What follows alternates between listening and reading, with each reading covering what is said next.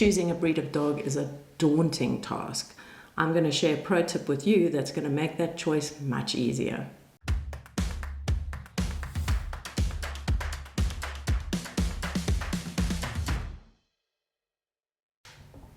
Variety is the spice of life, and that's great until that variety ends up giving you so many options you can't tell the wood from the trees anymore.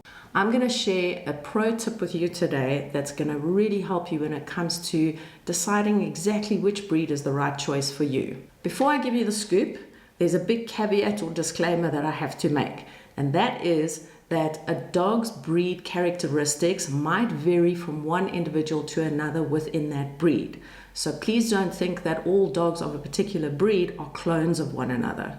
It's dangerous to look at a particular breed and take sort of a snapshot of it and assume, oh gosh, all other dogs of that breed must be the same. It's kind of like saying, I met a blonde Canadian once and they were absolutely lovely, therefore all blonde Canadians are going to be absolutely lovely. That's not a good example because Canadians in general are lovely people, but you get where I'm going. There's lots of factors that influence this. It could be the particular lines, it could be environment, it could be experience.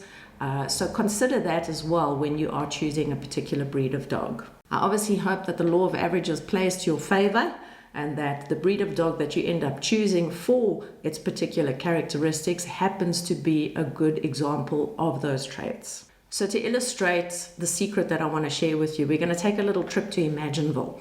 Let's imagine we're buying a car. So we tootle down to the Toyota dealership. And we chat to the salesperson about their Toyotas, and what a shocker.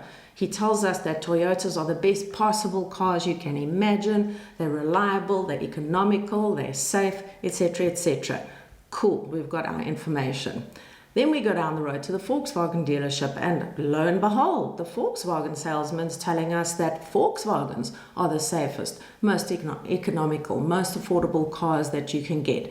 Every single dealership you go to is going to tell you that that particular car that they sell is the best. So who do you ask when it comes to getting a good, honest opinion on which kind of car to buy? A mechanic. The mechanic is going to be the one who's going to give you the brutal truth. They are going to tell you which cars end up constantly having to be repaired, or which cars break down frequently, which cars end up not being the most economical. He's the guy with the info. So if we expand that analogy, the people to ask in terms of opinions about breeds is not always the breeders, but you should also be asking vets, trainers, behaviorists, groomers. These are the mechanics, if you will, of the dog world, and they are going to give you a really honest appraisal of that particular breed. Obviously, breeders are going to upsell their breed. They should. I mean, gosh, they are the ones, they are the champions of the breed. They are the advocates for the breed, and if they're saying terrible things about the breed, it's not really making much sense. But what you want here is an honest breeder. A good breeder is not just interested in selling you a puppy. A good breeder is interested in making sure that that home is right for that pup, because they want that pup to go to that home and be there forever with as little problems as possible. That's best for the pup, best for the new owner, and obviously best for the breeder as well. A terrible breeder is one that is just going to blow smoke up your backside and are going to tell you that, oh no, this dog is perfect for your home, even if they're a terrible match. Because their motivation is just to sell the puppy. They just want to get the pup out of there. In their mind, their responsibility is then over, which is not right. Any good breeder worth their salt understands and appreciates the fact that their responsibility to the pup doesn't end the day that the puppy leaves them, but ends in many years in the future when the pup passes away. So you get not good breeders who will sell you a pup even if that pup is not a right fit. And you get breeders, they're subcategories there of the bad breeders who are either lying on purpose just to make a sale, or even worse, breeders that do not understand their own breed.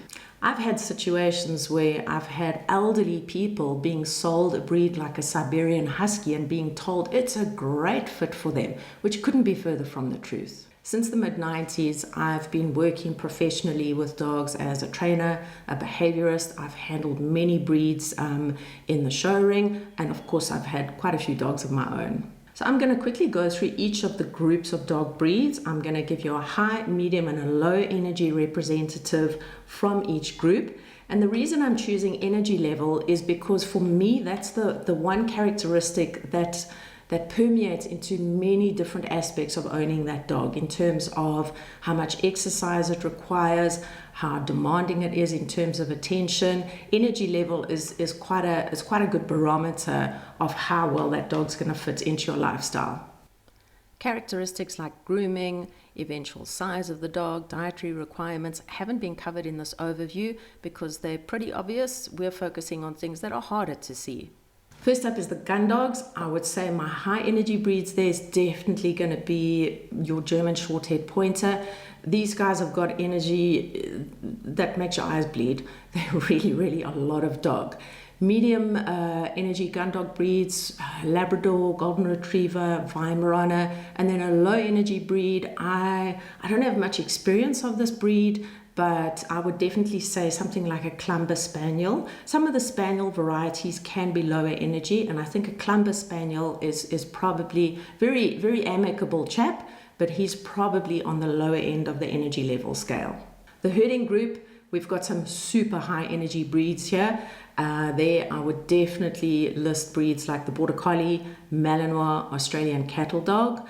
Your medium energy breeds, a Bearded Collie, Rough Collie, White Swiss Shepherd, and then your lower energy breed, not low energy, lower energy breed would probably be something like a Corgi. Your hound group, your high energy breeds here, I would say definitely include the Rhodesian Ridgeback, lots of energy to burn, and surprisingly also some of your Dachshunds. That's a breed that seems to have quite a variance. You can get from high to medium energy. I don't think a low energy Dachshund exists, but some Dachshunds that I've come across I would definitely put into the high energy category. Medium energy in the hound group, Irish Wolfhounds, Whippets, Greyhounds, Beagles. These are all dogs that can be active and they can be quite energized, but they're not constantly wanting to be on the go. The lower energy breed in the hound group would definitely be something like a Basset Hound. Then Terriers. This is a really difficult group to try and categorize, because I don't think there is any Terrier breed that is definitively low energy. That just doesn't go with Terrier. The higher energy breeds here, that would be breeds like your Bull Terrier, your Staffordshire Bull Terrier, the Bull Terrier, Pitbull Terrier. These are busy dogs. Don't forget the Jack Russell. They can just go for hours and hours and hours if they're suitably motivated. Medium energy breeds in your Terriers, probably everything else, to be quite honest. The one that springs to mind immediately is Scottish Terrier. They are dogs, I've seen them in agility, they're quite active, but they're not going to carry on indefinitely, say for example like a Border Collie or a Malinois would. Low energy breeds on the Terriers, I'm really quite stumped on this one. Like I said, I don't think there is such a thing as a low energy Terrier breed. If I was pushed to answer this, I'd probably say something like a Skye Terrier. I don't have a lot of experience with them though, so I'm a little bit reluctant to categorize them there, but that would be my best offering. Toy breeds, without a shadow of a doubt, the high energy toy breed is most definitely the Italian Greyhound. Delightfully unhinged. I absolutely love this breed, and they're busy little guys, great dogs. Medium energy in the toy group, Pugs, Cavaliers, also lovely. I've got a hell of a soft spot for both Pugs and Cavaliers. And low energy breed in the toy group, I would look at something like a Pekingese. Utility group, there's a broad range here, so it makes it quite nice for me in terms of categorizing according to the different energy levels. I would say high energy in the utility group, definitely the Dalmatian, and some of the Poodle varieties, notably the standard Poodle. Medium energy breeds in the utility group, Boston Terrier, French Bulldog, and lower energy in the utility group would be the English Bulldog. Having said that, I watched a video the other day of a bulldog doing agility in America, and I was just blown away. This dog was phenomenal. It was so lovely to see a bulldog being that agile and that sharp. It was fantastic. Again, there's always going to be an exception to the rule.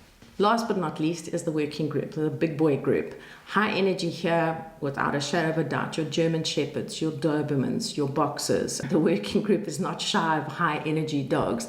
Medium energy level, definitely something like a Great Dane, a Bull Mastiff. They're a little less demanding in that regard. And low energy in your working group, I'd say probably a St. Bernard, Neapolitan Mastiff, Bernese Mountain Dog. And let's not forget our incredible crossbreeds. Mixed breeds can and do make fantastic pets, and yeah, it can be a little bit challenging to figure out exactly what's gone into the cocktail of this wonderful dog that you have. But most of the time, it's pretty easy to pick out one or two main breeds, and you can just apply the characteristics of that breed to your mixed breed. So that's a quick synopsis of the groups of dogs and some examples based on my experience of breeds according to energy level. Choosing the right breed is a great start, but you still have to raise your pup. One of the most common puppy problems that people have is pups that cannot be left alone. Click on this video here to get some great tips on how to make sure that your pup is comfortable on their own. Good luck on your search to find the perfect breed of dog for you and your family. Remember, don't just speak to breeders, don't just speak to family and friends. Speak to the people, speak to the mechanics. Speak to the trainers, the behaviorists, the vets, the groomers. These are the guys that get to see the other side of the dog, so to speak, and you're going to get tremendously valuable information from them, which will hopefully assist you in making the perfect choice for you.